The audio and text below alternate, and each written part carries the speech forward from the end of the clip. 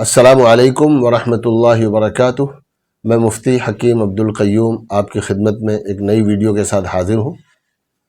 आज थोड़ी सी बात करेंगे उन लोगों के लिए कि जो स्टॉक मार्केट को एक सट्टा बाज़ार समझते हैं, स्टॉक मार्केट को सही तरीक़े पर समझने के लिए उनके पास वसाइल नहीं है।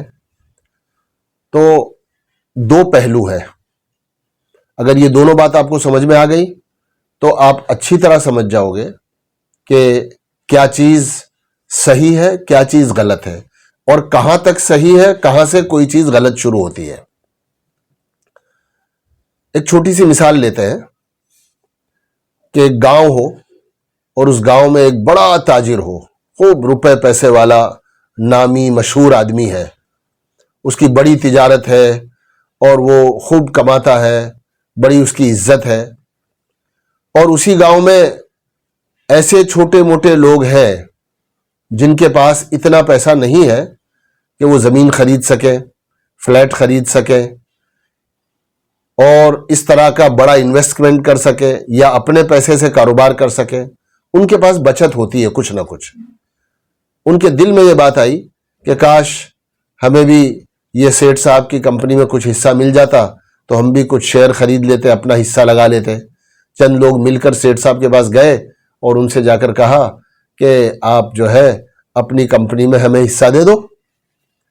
तो उस बड़े सेठ ने, बड़े कारोबारी आदमी ने कहा कि भाई तुम्हारी क्या हैसियत है कि तुम मेरी कंपनी में हिस्सेदार बनो, चलो भागो यहां से। तो इस तरह से जितनी बड़ी बड़ी कंपनियां थीं वो सब अपने पैसे से और बैंकों के पैसे से कारोबार कर रही थी। फिर जब भी ये शुरू हुआ हो, चाहे अमेरिका से शुरुआत हुई हो या इंग्लैंड से शुरुआत हुई हो, जब भी जिस तरह इसकी शुरुआत हुई वो इसी तरह हुई कि हुकूमतों ने कंपनियों से कहा कि तुम अकेले अपने बिजनेस को मत चलाओ, बल्कि 10-20%, 25% अपने कारोबार की इक्विटी आम लोगों को दो ताकि वो भी तुम्हारी बढ़ोतरी के हिस्सेदार बने। और जैसे तुम आगे बढ़ रहे हो, तुम मुनाफा कमा रहे हो, ऐसे छोटे छोटे लोग अपनी बचतों को डाल करके और वो तुम्हारे हिस्सेदार बने और तुम्हारी ग्रोथ में उनकी भी कुछ ना कुछ ग्रोथ हो जाए। चुनाचे हुकूमतों ने कानून बनाए, बाकायदा कंपनियों को कहा गया, मजबूर किया गया। एक इंसिडेंट हमारे हिंदुस्तान में रिकॉर्डेड है, 1970-75 के दरमियान की बात है, जब बाहर की कुछ कंपनियां, दूसरे मुल्क की एमएनसीज, मल्टीनेशनल कंपनियों ने हिंदुस्तान में बिजनेस करना शुरू किया। जैसे उस जमाने में कोको कोला थी और हिंदुस्तान यूनिलीवर जो आज भी मौजूद है। ऐसी दो चार कंपनियां उस वक्त जब बिजनेस के लिए इंडिया में आई तो उस वक्त के हमारे वजीर साहब ने, उस वक्त के हमारे मुंतजिमीन ने और हमारे इंतजामिया ने उनके सामने शर्त रखी कि हम तुमको लाइसेंस देंगे हमारे मुल्क में कारोबार करने का, लेकिन तुम अपनी इक्विटी हमारे लोगों को बेचो। चुनाचे कोको कोला ने मना कर दिया और वो उसने बिजनेस शुरू नहीं किया, वो चली गई वापस। और हिंदुस्तान यूनिलीवर राजी हो गई और उनको लाइसेंस मिला, उनकी कंपनी एस्टेब्लिश हुई और उन्होंने अपना शेयर, अपनी इक्विटी यहां के आम लोगों को बेची। अब मिसाल के तौर पर उस दिन 1975 में किसी आदमी ने 10 रुपए का कोई शेयर हिंदुस्तान यूनिलीवर का खरीदा। एक मिसाल ले लो थोड़ी सी देर समझने के लिए। और वो 10 रुपए का शेयर लेकर के 150 शेयर, 10,000, 500 शेयर, 1000 शेयर मिसाल के तौर पर गिन लो, जिसके 10 रुपए के हिसाब से 10,000 रुपए होते हैं। उस जमाने में किसी ने 10,000 रुपए के 1,000 शेयर लेकर डाल दिए 10 रुपए के। उस बात को आज 50 साल हो गए।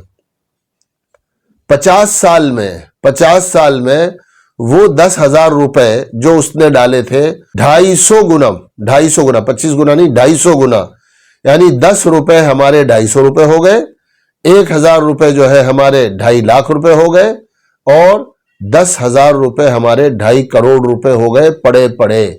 एक आम आदमी के 5-10 हजार जो उसने डाले, उसके बाद उसने कुछ भी नहीं किया, उन्हें भूल गया, तो उस कंपनी की जो ग्रोथ हुई उसमें एक आदमी की ग्रोथ हो गई। यह है असल मकसद, इन कंपनियों से हिस्सेदारी बिकवाने और आम इंसानों को, आम लोगों को उसमें हिस्सा डलवाने की वजह।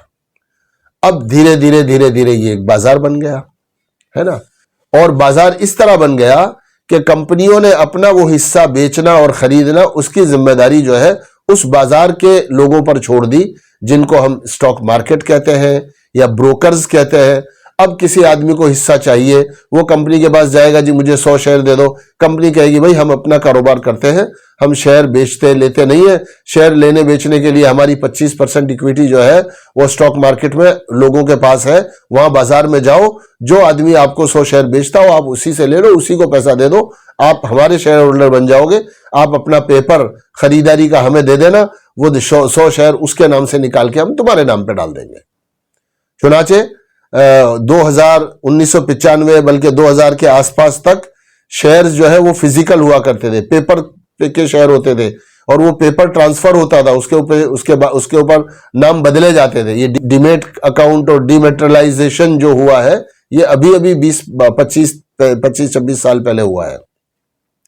अब जब ये बाजार बन गया, उस बाजार में लोग आने लगे, बहुत सारे लोग आने लगे, तो अब क्या हुआ, वो हिस्सा बढ़ता था कारोबार के नफे की वजह से। कंपनी 10 रुपए का माल बनाती है, 12 में बेचती है, 12 का बनाती है, 15 में बेचती है, 15 का बनाती है, 20 में बेचती है। ऐसे धीरे धीरे वो ग्रोथ जो है आदमी का होता रहता है। लेकिन जब ऐसे बहुत सारे हिस्से और बहुत सारी कंपनियों का माल आने लगा, बिकने लगा, तो फिर उसमें वक्ती तौर पर और कुछ लोगों ने उसको अपना कारोबार बनाकर डिमांड क्रिएट करके और उस शेयर के दाम को महंगा किया। जिस शेयर की असल कीमत 25 रुपए थी, उन्होंने इतनी डिमांड क्रिएट की बहुत ज्यादा माल खरीद करके कि वो 30 रुपए का हो गया, फिर 35 रुपए का हो गया, फिर 40 रुपए का हो गया, और उसी डिमांड की वजह से वो 45 और 50 रुपए का हो गया। फिर जिन लोगों ने बहुत सारा माल खरीदा था और वो सट्टे की शक्ल में उन्होंने माल खरीदा था, उन्होंने 50 रुपए भाव ले गए, फिर 50 रुपए के ऊपर से उन्होंने बेचना शुरू किया, 40-35 तक अपना माल बेच दिया, और जिन लोगों ने महंगा खरीदा वो धोखे में आ गए, उनका नुकसान हो गया, और उन्होंने कंपनी की ग्रोथ और डिमांड एंड सप्लाई के खेल को नहीं समझा। अब चूंकि असल भाव तो 25 रुपए है और हमने भाव उसका कर दिया डबल 50 रुपए, तो अब वो वापस धीरे धीरे धीरे धीरे धीरे नीचे आएगा। दो शक्लें होती है उसमें, या तो भाव नीचे आएगा या भाव तो वही रहेगा, लेकिन कंपनी का ग्रोथ बढ़ते बढ़ते 2 साल 3 साल 4 साल 5 साल लग जाएंगे, और 4-5 साल तक वो भाव 50 रुपए और 45 रुपए के बीच में घूमता रहेगा। कंपनी जब डिविडेंड देती है ना तो दाम नहीं गिरते, तो या तो प्राइस में करेक्शन होकर प्राइस नीचे आएगा, कुछ जो है ग्रोथ होगी कंपनी में, कुछ प्राइस ऊपर आएगी, और वो 25 के बजाय 35 रुपए पर आकर जो प्राइस है वो और ग्रोथ मैच हो जाएगी, और फिर वहां से वो धीरे धीरे ऊपर जाना शुरू करेगा। या ये कि प्राइस अपनी जगह रुका रहेगा और ग्रोथ का इंतजार करेगा। इसकी एक मिसाल ले लो आप। कभी कभी आपने देखा होगा मियां बीवी साथ साथ चल रहे होते हैं, घर से साथ निकले, मियां जो है वो ताकतवर है, जवान है, वो तेज चलता है और तेज चल के आगे पहुंच जाता है, बीवी पीछे रह जाती है। थोड़ी देर बाद उसने देखा कि औरत तो पीछे रह गई। अब वो क्या करता है, वो रुक जाता है और रुक कर 2 मिनट के लिए बीड़ी पीने लगता है, सिगरेट पीने लगता है, प्यास लगी थी पानी पीने लगता है, यहां तक कि वो औरत पीछे से चलते चलते चलते अपने शौहर को आके ज्वाइन कर लेती है, फिर दोनों साथ चलना शुरू कर देते हैं। तो ग्रोथ और प्राइस ये मियां बीवी की तरह से है। ग्रोथ पीछे रह जाएगा तो ग्रोथ आगे बढ़कर प्राइस तक आएगा, प्राइस रुक जाएगा अपनी जगह पर। या यह है कि अगर प्राइस में करेक्शन हुआ तो प्राइस वापस नीचे आएगा, 50 रुपए से वो दाम घट के 40-35 रुपए आएगा, और तब तक पीछे से ग्रोथ आगे आएगा और 35 पर आगे मिलके फिर वो दोनों के दोनों आगे चलना शुरू होंगे। तो जो पहला पोर्शन है जिसमें हमने हिस्सेदारी रखी, एक लंबे जमाने तक शेयर को छोड़ा, यह है असल जो है शराकत का मकसद। वो जो बाजार में सट्टेबाजी होती है, आर्टिफिशियली दाम बढ़ाए जाते हैं, वो बेशक सट्टा है, लोग करते हैं, लेकिन इसका मतलब ये नहीं है कि अगर किसी बाजार में किसी चीज के खरीद और फरोख्त करने में अगर कोई लोग कभी कभी सट्टा करते हो तो सारे बाजार को आदमी यूं कहने लगे कि भाई स्टॉक मार्केट तो सट्टा बाजार है। हकीकत से इसका कोई लेना देना नहीं है, सिर्फ लोग दाम बढ़ाते हैं, दाम बढ़ जाता है, और फिर दाम घटाते हैं, दाम घट जाता है। बड़े लोग सट्टा करके कमा लेते हैं और छोटे लोग पीछे रह जाते हैं और वो नुकसान उठाते हैं। वो छोटे लोग जो नुकसान उठाते हैं उनकी गलती है, वो लोभ में और हिर्स में और लालच में मरते हैं।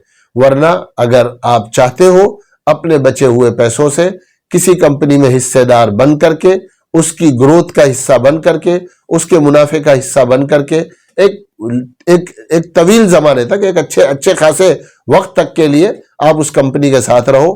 कब निकलना है कंपनी से? कंपनी से निकलने के दो वक्त हैं। एक कंपनी से निकलने का वो वक्त है जब आर्टिफिशियली प्राइस एकदम ऊपर जाकर वापस आना शुरू हो, तब आप निकल सकते हो। या कंपनी नफा करते करते करते नुकसान करना शुरू कर दे। बहुत सी कंपनियां होती है जो शुरू में नफा करती है और फिर बाद में वो नुकसान करने लगती है।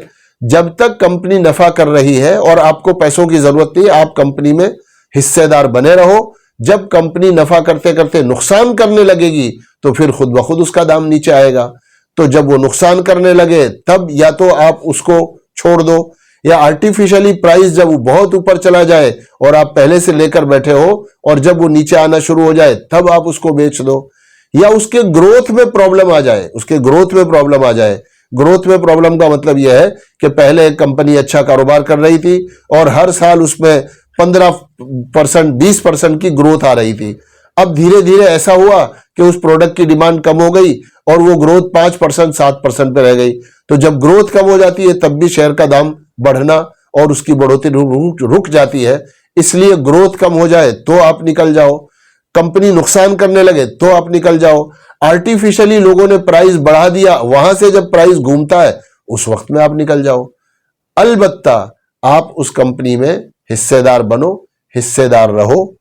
मेरी इस बात से आप शायद समझ पाए होंगे कि असल में इस तरह से किसी कंपनी का हिस्सेदार बनना एक छोटे आदमी के लिए एक बड़ी सी नेमत है और अपनी पैसिव इनकम के जरिए से अपना ग्रोथ करने का एक अच्छा मौका है। यह है वो जगह जिसके बारे में हम कहते हैं कि यहां पैसा लगाओ और इसको सीखो। इसके अलावा बहुत सारी जगहों पर लोग पैसा लगाते हैं और यहां स्टॉक मार्केट के हलाल हराम की बहसें करते हैं और दूसरी जगहों पर ऐसी जगह पर पैसे देके आ जाते हैं जहां पैसे देना तो हराम होता ही है, वो पैसा भी डूब जाता है। वो पैसा भी इनसिक्योर जगह पर पैसा दे देते हैं, यहां तक के डूब जाता है। एक के दो करने वाले कितने कारोबार है ना, जो है रोजाना बाजारों में आते हैं, लोग आते हैं और कहते हैं जी आपके 100 रुपए हमको दे दो, हम साल भर हर महीने 5% मुनाफा देंगे, हर महीने 10% मुनाफा देंगे, और हजारों लाखों लोग जाकर हजारों लाखों रुपए लोग दे आते हैं और थोड़े दिन पैसे मिलते हैं, फिर वो पार्टी चली जाती है। ऐसी बहुत सारी शक्लें हैं, उसको भी किसी दिन आपको सुनाएंगे। उम्मीद है आपको मेरी बात अच्छी लगी होगी। आप इसको शेयर करें और पसंद करते हैं तो दूसरों को पहुंचाएं, सब्सक्राइब करें और बेल आइकन जो है उसको जरूर क्लिक करें ताकि सही वक्त पर आपको हमारे वीडियो की नोटिफिकेशन मिल जाए। आप अच्छे लोगों को पहुंचाइए। अस्सलाम वालेकुम वरहमतुल्लाह।